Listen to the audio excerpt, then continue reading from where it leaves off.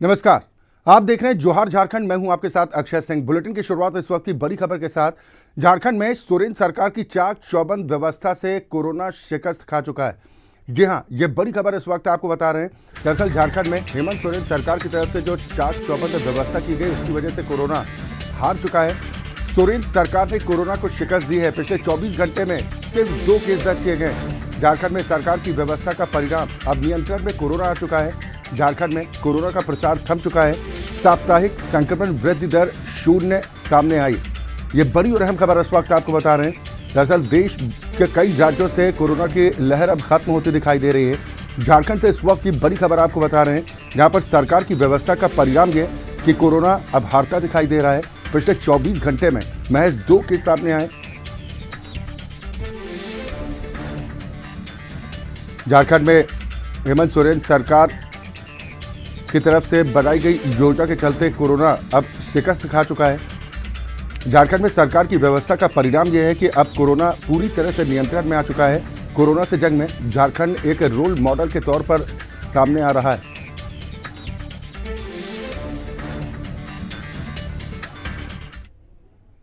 और अगली बड़ी खबर आपको रांची से बता रहे हैं, जहां पर मुख्यमंत्री हेमंत सोरेन से मिले बीएसएफ के आईजी डीके शर्मा।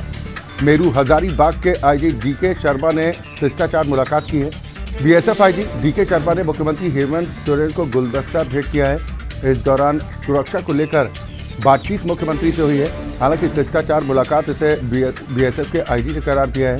ये बड़ी खबर इस वक्त आपको बता रहे हैं। मुख्यमंत्री हेमंत सोरेन से मुलाकात करने के लिए बीएसएफ के आईजी डीके शर्मा पहुंचे। हालांकि उनकी तरफ से इसे शिष्टाचार मुलाकात करार दिया गया। हालांकि मुख्यमंत्री हेमंत सोरेन से राज्य की सुरक्षा को लेकर उनसे बातचीत हुई है। आज मुख्यमंत्री हेमंत सोरेन से बीएसएफ के आईजी ने मुलाकात की है। डीके शर्मा ने शिष्टाचार मुलाकात की है। मेरू हजारीबाग के आईजी डीके शर्मा जो आज मुख्यमंत्री हेमंत सोरेन से मुलाकात करने के लिए पहुंचे हैं, ट्वीट करते हुए इस बात की जानकारी दी गई कि आज ये मुलाकात हुई है। हालांकि डीके शर्मा ने इसे शिष्टाचार मुलाकात करार दिया है, लेकिन सुरक्षा को लेकर मुख्यमंत्री से उनकी बातचीत हुई है।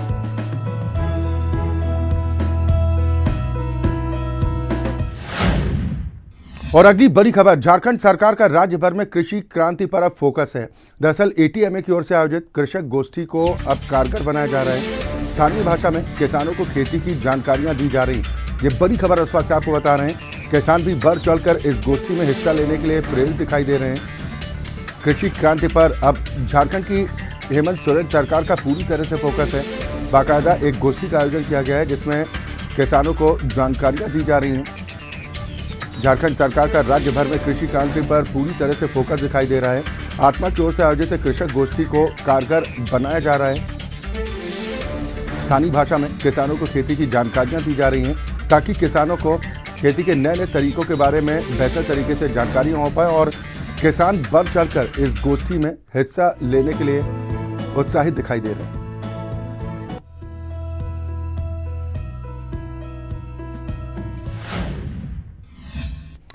Shivani Meena central coalfield limited यानी कि सीसीएल ओपन कास्ट माइन की पहली महिला कोल उत्खनन इंजीनियर बनी। शिवानी मीना को केंद्रीय कोयला मंत्री प्रहलाद जोशी ने भी ट्वीट कर बधाई दी है, तो वहीं केंद्रीय मंत्री स्मृति ईरानी ने भी रीट्वीट कर उन्हें शुभकामनाएं दी। शिवानी मीना के साथ काम करने वाले और ऊपर के अधिकारी उनके काम से बेहद खुश हैं।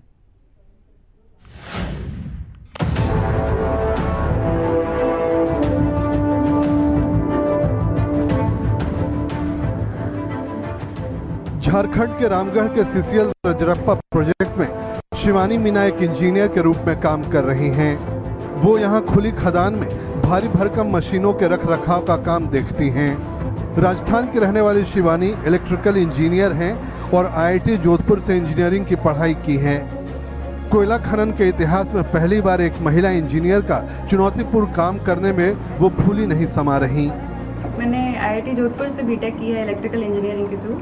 तो उसके बाद मुझे मौका मिला कोल इंडिया में आने का एंड यहाँ पे मैंने HEMM में हेवी अर्थ मूविंग मशीन्स में इनकी मेंटेनेंस का काम दिया गया है। तो इससे जो माइनिंग है उसमें बहुत हेल्प होती है और जो हमारा एक टारगेट है 2023-24 तक 1 बिलियन टन का, वो अचीव करने में बहुत हेल्प होती है हेवी HEMM से। सीसीएल रजरप्पा परियोजना में शिवानी के काम को देखकर यहाँ के न सिर्फ इनके अधीनस्थ वर्कर बल्कि सीनियर अधिकारी भी खुश हैं। काफ़ी गर्व का विषय है हम लोगों के लिए। CCL में फील्ड में ये पहली महिला उत्खनन की पदाधिकारी हैं और उत्खनन के जो पदाधिकारी रहते हैं उनका मुख्य कार्य मेंटेनेंस का रहता है, जो भारी मशीनें चलती हैं खदान में। मुझे उम्मीद है कि भविष्य में ये इस क्षेत्र के लिए काफ़ी बड़ी एसेट साबित होंगे। रजरप्पा परियोजना में काम कर रहे साथी इंजीनियरों को लगता है कि शिवानी के आने से उन्हें एक नया अनुभव हुआ है। महिला सशक्तिकरण को भी इससे बढ़ावा मिल रहा है।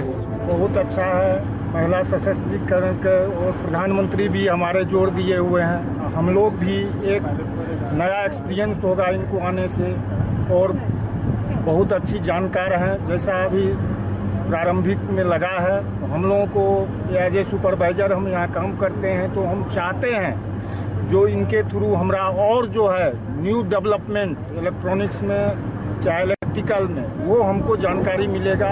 CCL में इस पद पर शुरू से पुरुष ही काम करते आए हैं। इस पद पर एक महिला शिवानी के आने पर साथ के इंजीनियर बताते हैं कि बहुत अच्छे से तालमेल बैठाकर काम कर रही हैं।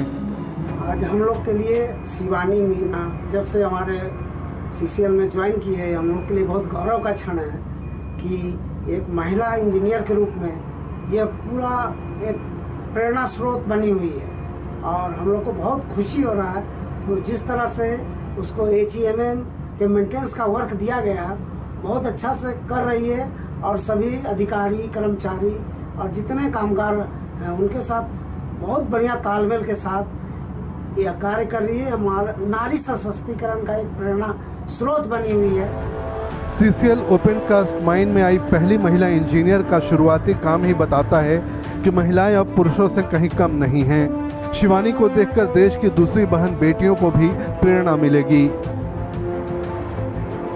राजेश वर्मा, रामगढ़, झारखंड, हिंदी खबर। उधर झरिया के राष्ट्रीय आपदा प्रबंधन प्राधिकार की एक टीम ने अग्नि प्रभावित भू धसान क्षेत्रों का दौरा किया। इस दौरान जिला प्रशासन के कई अधिकारियों समेत भारी संख्या में पुलिस के जवान भी मौजूद थे। भूमिगत आग प्रभावित क्षेत्रों का जायजा लेने पहुंची टीम ने कई जगहों का दौरा किया है। इस दौरान टीम की ओर से वहां पर रह रहे लोगों का हालचाल जाना गया, साथ ही अधिकारियों से झरिया पुनर्वास से संबंधित जानकारियां भी हासिल की गई।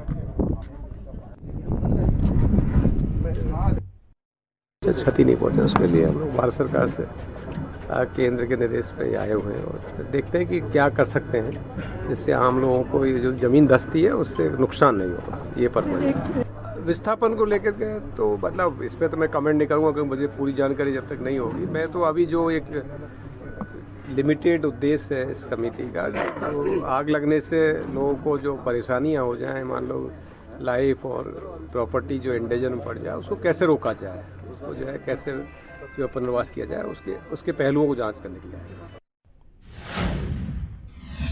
बिहार के राज्यपाल फागू चौहान देवघर पहुंचे, जहां पर उनका जिला प्रशासन की ओर से स्वागत किया गया और उसके बाद सड़क मार्ग के जरिए बाबा बैजनाथ मंदिर पहुंचे और बाबा भोलेनाथ की पूजा अर्चना की।